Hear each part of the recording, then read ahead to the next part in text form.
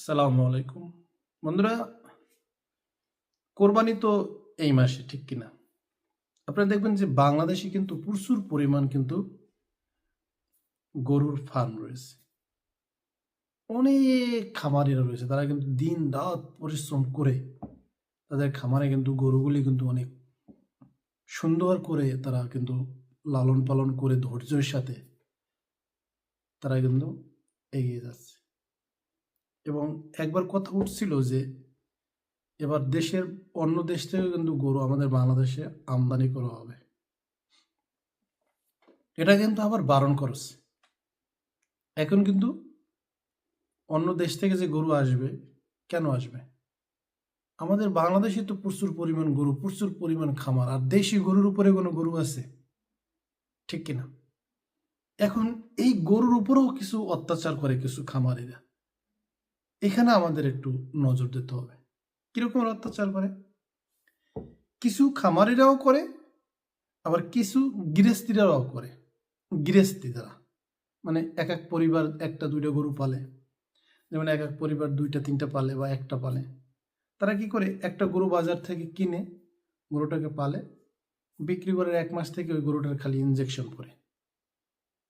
যারা এই গরুকে ইনজেকশন পরে বাজারে বিক্রি করতে চায় বেশি টাকা লাভ করার জন্য, তাদেরকে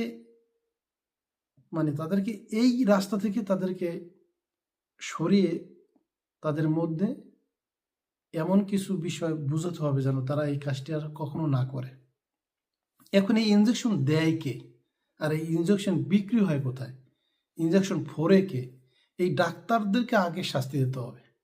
এই ডাক্তার রয়েছে খারাপ, এরা কিছু টাকা পায়, এরা আইসা ওই ইনজেকশন করে।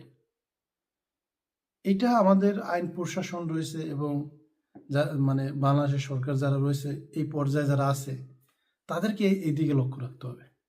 কারণ আপনি একটা গরুকে যদি আপনি লালন পালন করেন, একটা গরুকে যদি আপনি যত্ন করেন, তাহলে ওই গরুটা কিন্তু অবশ্যই আপনাকে দেবে। ওর কিন্তু চেহারায় অটোমেটিক ফিরে আসবে, ওর স্বাস্থ্য কিন্তু অটোমেটিক ভালো হবে।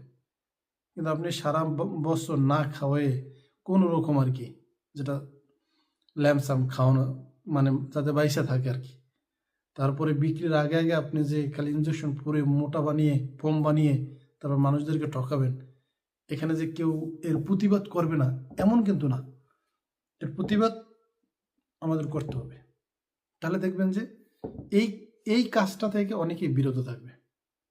এটারও একটা শাস্তিমূলক ব্যবস্থা থাকা উচিত, ঠিক কিনা? আপনারা দেখছেন না যে যারা এই গরুর দুধের ভিতরে যারা পানি দিত, তাদেরকে মানুষ যে বকা বকত, এবং তাদের কাছ থেকে কিন্তু মানুষ দুধও কিনত না। আর এখন এটা কিন্তু অনেকটাই কমে গেছে। আর এখন কি হচ্ছে, এখন গরুকে ইনজেকশন দিয়ে তারপরে মোটা বানানো হচ্ছে, ফুলানো হচ্ছে। এটা কেন করবে? এটাও তো আমি মনে করি না, এটাও তো ঠিক না। এই কাজ যারা করে এবং যাদের এই গরুর ফার্ম রয়েছে যারা করবে, তাদেরকে এই কাজ থেকে বিরত থাকতে হবে। এবং কারণ আপনি এই কাজ এটা করে কোনো লাভ নাই। এতে আপনি মনে করেন যে আপনার ফার্ম রয়েছে, আপনার খামারে থেকে একবার যে গরু নেবে সে কি দ্বিতীয়বার নেবে? সে তো বুঝতেই যাবে যে এই গরুর ইনজেকশন করা গরু। তখন আপনার খামারেরই কিন্তু কী হবে, বদনাম হবে। আমরা দেখি না, অনেক খামারে 1 বছর 2 বছর পর বন্ধ হয়ে যায়, আর পারে না। এর কারণ কিন্তু এইরকমের কারণ কিন্তু এই ধরনের সমস্যার কারণে কিন্তু এগুলো হচ্ছে।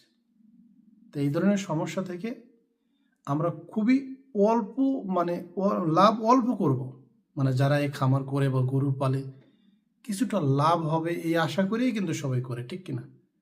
কারণ সে এখানে টাকা ইনভেস্ট করে, পরিশ্রম করে, তারপর কত ধরনের গরুকে সময় দেয়, ঠিক কিনা? এখানে তো লাভ না হলে সে এটা কেন করবে? এটা তো এক নর্মাল, ঠিক কিনা? তো এই জন্য আপনার লাভ অল্প করলেও কিন্তু এটা আপনার সুনামের সাথে আপনি করতে পারবেন। আপনার জোরটাই থাকবে অন্যরকম, আপনার নিজের মধ্যেই একটা অন্যরকম একটা জোর থাকবে, ঠিক কিনা? তো বন্ধুরা, যাদের এই খামার রয়েছে এবং যারা ভবিষ্যতে খামার দেবেন, সৎভাবে করার চেষ্টা করবেন। গরুর উপরে কোনো রকম অত্যাচার করবেন না, গরু আপনাকে অভিশাপ দেবে। গরুর সাথে আপনি একটা সম্পর্ক করুন, একটা গরুর কষ্ট আপনি বুঝুন, দেখবেন গরু আপনার কষ্ট বুঝবে, গরু আপনাকে দেবে। তা না হলে কিন্তু আপনি কখনোই উন্নতি তো দূরের কথা, আপনি নিজেই ধ্বংস হয়ে যাবেন। আপনি মনে করেন যে আপনি ইঞ্জেকশন দিয়ে আপনি 5 লাখ টাকা বিক্রি করলেন বেশি, ও 5 লাখ টাকা আপনার থাকবে না তো, ওটা অন্যভাবে আবার চলে যাবে। মানুষকে ঠকিয়ে আপনি কখনো কিছু করতে পারতেন না। এই জন্য যারা ইঞ্জেকশন দিয়ে গরুকে ফুলাচ্ছে এবং মানুষদেরকে ভুলভালভাবে বুঝিয়ে বিক্রি করার জন্য অনেক ধরনের তামাশা, অনেক ধরনের অফার, কম দামে দিবে, এইটা করবে, হ্যাং করবে, এই আমাদের জনগণের সচেতন হতে হবে। জনগণের পরীক্ষামূলক, জনগণের সচেতন থাকলে কিন্তু এই কাজটি কিন্তু কেউই ওইরকমভাবে আগাতে পারবে না। আমরা জনগণ যদি ঠিক হই তাহলে কিন্তু দেশের সরকারই কিন্তু ঠিক হয়ে যায়। আপনি দেখছেন না, দেশের জনগণ খেপার কারণে কিন্তু সরকার চেঞ্জ হয়ে গেছে। তা আমরা যে জনগণ আছি, আপনার গ্রামের জনগণ যদি এক হয় তাহলে ওই গ্রামের সব মানুষ কিন্তু ঠিক হয়ে যাবে, ওখানে কিন্তু কেউ দুর্নীতি করতে পারতো না। মহল্লার মানুষ যদি সবাই এক হয় তাহলে ওই মহল্লায় কেউ দুর্নীতি করতে পারবো না।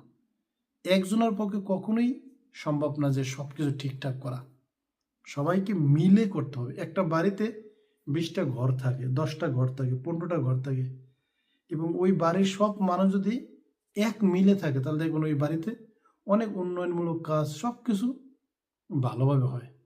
আর ওই বাড়িতে যদি 3-4টা দল হয় তাহলে কিন্তু কখনো উন্নতি তো দূরের কথা, দেখবেন না শুধু ঝগড়া ফ্যাসাদ এগুলি লাগিয়েই থাকবে। এই জন্য আমাদের কি করতে হবে, যে কোনো কাজ আমাদের এমনভাবে পরিকল্পনা করতে হবে যেটা দ্বারা আপনি সুনাম বয়ে আনতে পারেন, নাম্বার 1। এবং আপনি একদিন দুনিয়ায় থাকবেন না, কিন্তু মানুষ ওটাকে স্মরণে রাখবে। এটি হচ্ছে আসল, ঠিক না? তো বন্ধুরা, যদি ভিডিওটি ভালো লাগে অবশ্যই দেখবেন। সবাই ভালো থাকবেন, সুস্থ থাকবেন, দেখা হবে পরবর্তী ভিডিওতে।